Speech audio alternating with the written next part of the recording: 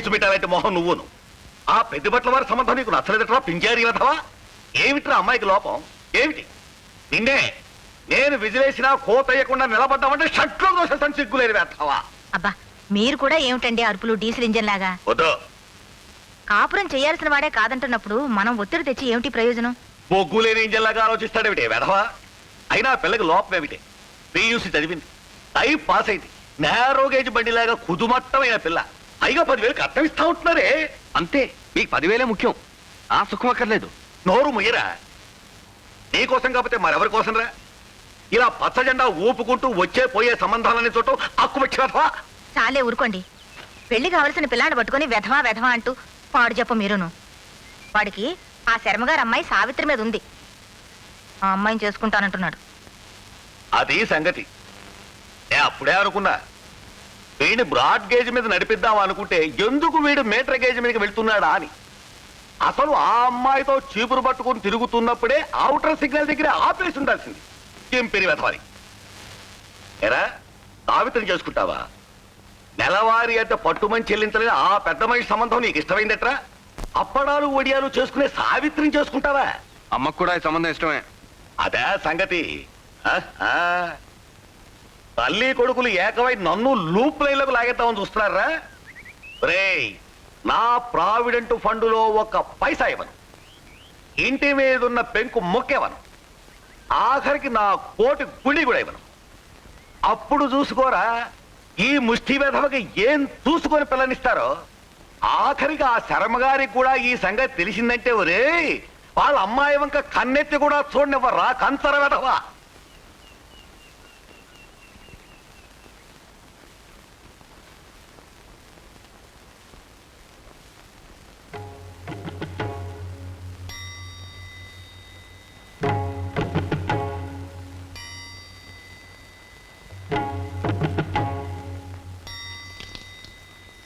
సావిత్రి, ఓసారి ఇలా రండి. రండి.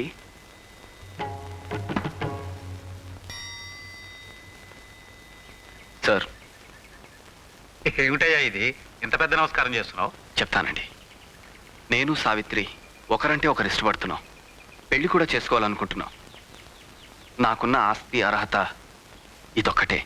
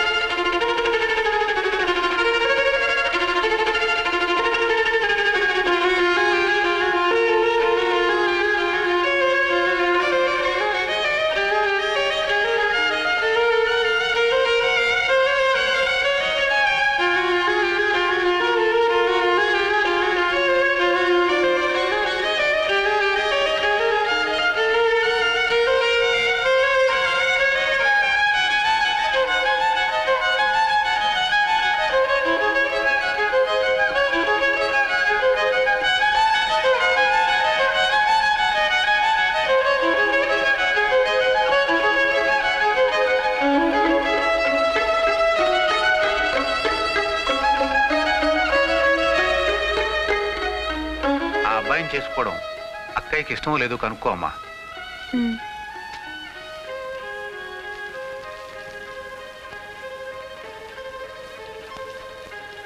నాన్న చెప్పింది విన్నావుగా? అతనికి ఉన్న ఆస్తల్లా సంగీతం ఒకటే. మరి నీకు ఇష్టం లేకపోతే ఇప్పుడే చెప్పేయి. నాకున్న ఆభరణం కూడా ఒక్క సంగీతమే.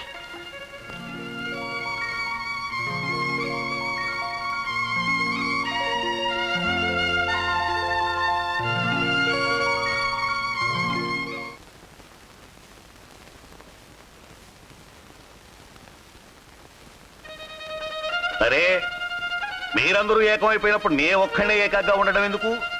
4 కాకులతో పాటు నేను కూడా కావు కావు అంటాను. కానివ్వండి.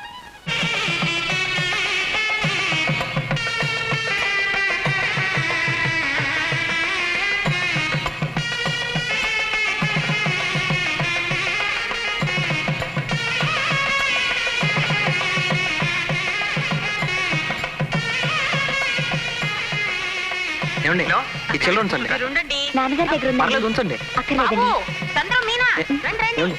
హారతి తీసుకుందరు గాని. హారతి.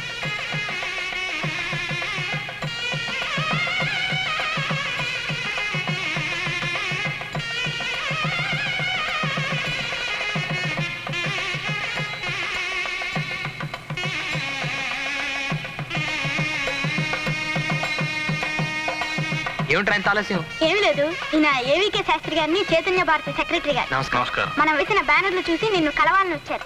మేము మా సంస్థ ద్వారా ఎంతో మంది ప్రముఖ కళాకారుల చేత ప్రదర్శనలు ఇప్పించాం.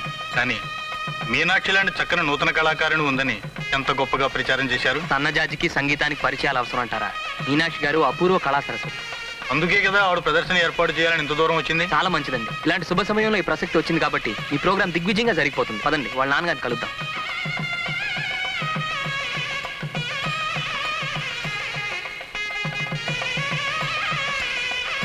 ఏమండి ఏమండి, మీకు తెలుసా మీ డాన్స్ ప్రోగ్రామ్ బ్రహ్మాండంగా ఏర్పాటు చేస్తున్నారు. నా డాన్స్ ప్రోగ్రామా? ఎవరు? ఇంకెవరు, మా గురువు గారు చంద్రం గారు. ఎక్కడ ఆయన? ఏమండి మీ నాన్నగారు రమ్మంటున్నారు.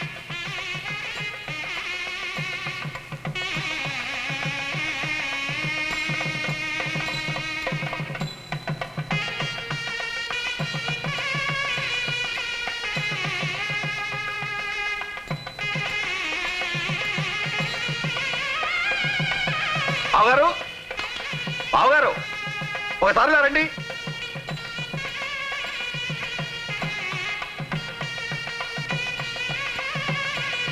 బావగారు, మీనాక్షి నృత్య ప్రదర్శన ఏర్పాటే. ఏమ్మా, చాలా సంతోషం. బావగారు, ఆ, ముహూర్తం అయ్యే వరకు భోజనాలకు అందరం ఆగుదామా లేక పిల్ల జల్లాన్ని కానిచ్చేయమంటారా? అలాగే కానిచ్చేయండి. చాలా అదృష్టం అమ్మా. అమ్మా, మీనాక్షి నృత్య ప్రదర్శన ఏర్పాటైంది. తర్వాత చెప్పొచ్చు కదా నాన్న. అవునా? ఆ సంగతి తర్వాత చూడొచ్చు, ముందు కానీ.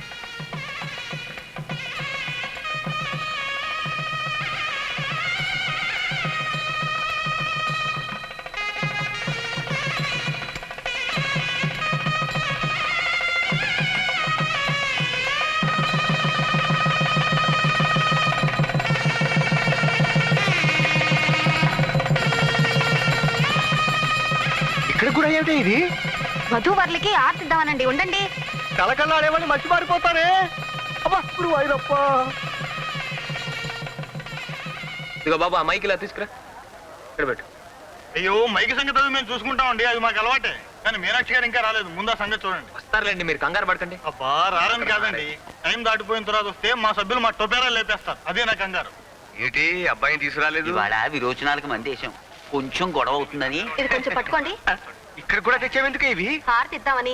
గురువాయూరప్ప. అమ్మాయి మొట్టమొదటిసారిగా నాట్యం చేస్తుంది కదండి, అందుకని. బాగుండదే.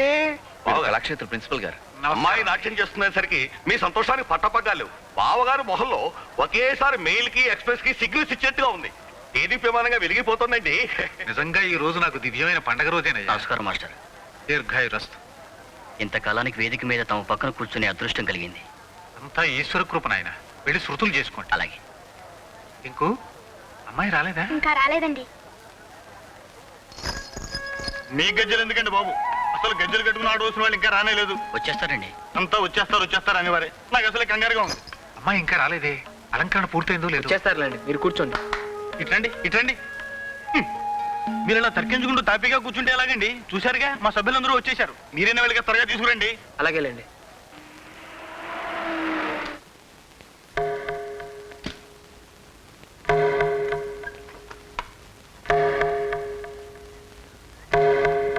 అదేమిటండి ఇంకా పూలతోనే ఉన్నారు? ఇదిగో అయిపోయిందండి. మీన డ్రెస్ వేసుకుంటోంది. మనం ప్రోగ్రామ్ లో ఇచ్చిన టైం 10. ఇప్పుడు దాదాపు 10:30 కావస్తుంది. మీరు ఎప్పుడు రెడీ అయ్యేది, ఎప్పుడు మొదలు పెట్టేది? కాస్తైనా టైం సెన్స్ లేకపోతే ఎలాగండి? ఎందుకో మీనా అంత ఉత్సాహంగా లేదండి. ఏ ఒంట్లో బాగలేదా? అసలు ఈ ప్రోగ్రాం పెట్టడమే దానికి అంత ఇదిగా లేదు. ఏదో మా నాన్నగారి పోరు పడలేక నేర్చుకుందే గాని దానికి భరతనాట్యాలు కూచిపూళ్ళు అంత ఇష్టం లేదండి. అవి కూటికి గుడ్డకి కొరగావని దాని నమ్మకం. ఇది నమ్మకాలు సిద్ధాంతాల గురించి చర్చించే సమయం కాదు.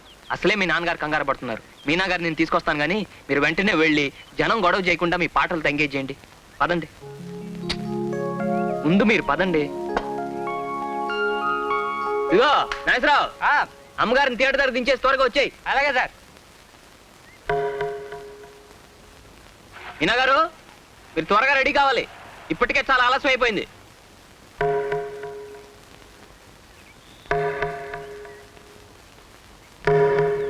పూలు ఇక్కడే ఉన్నాయి, తీసుకురామంటారా? మీనా గారు, మీనా, ఏమండి? ఏమిటండి ఇది? మేమంతా కంగారు పడుతుంటే మీరు ఇంకా ఇలాగే ఉన్నారంటే అర్థం ఏమిటి?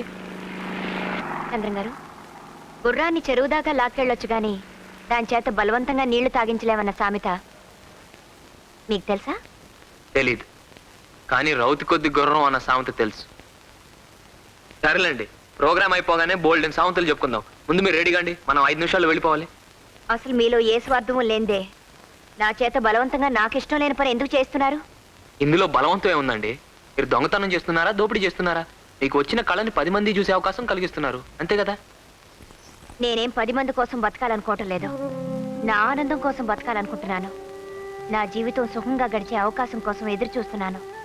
ఇప్పుడు నా కాళ్ళకి ముళ్ళ కంచెలు కట్టి నిప్పుల మీద ఆడించాలనుకుంటే నేను సహించలేను. మీనాక్షి గారు, ముంగిట్లో ముగ్గుల మధ్యనున్న గొబ్బెమ్మను చూసి ఒక పేడ ముద్దని అసహించుకునే వాళ్ళకి మనం చెప్పేది ఏముండదు. వాళ్ళ సంస్కారం అంతే నేను సరిపెట్టుకోవటం తప్పు. ఇంకా మీకు సంస్కారం ఉందని నా నమ్మకం. రండి, మీ నాన్నగారు కొండంత ఆస్తి ఎదురు చూస్తున్నారు. ఆశ పెట్టుకుంది మా నాన్నగారు కాదు, ఏదో ఆశించేది మీరు, ఏదో కావాలనుకుంటున్నది మీరు.